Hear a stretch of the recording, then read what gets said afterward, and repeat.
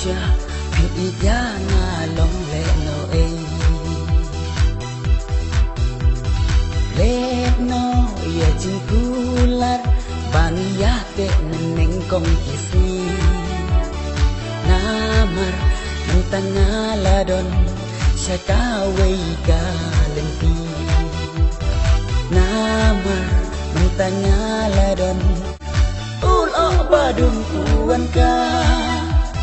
hajing lang riwang biang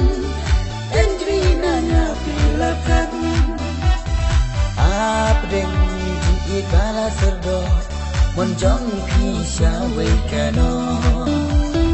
apdeng ji kala serdo monjong pi syawai kano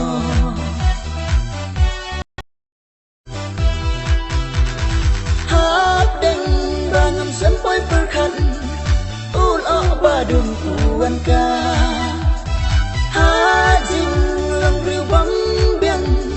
endrina nya pilakan apdeng ji kala serdo monjong pi syawai kano apdeng ji kala serdo monjong pi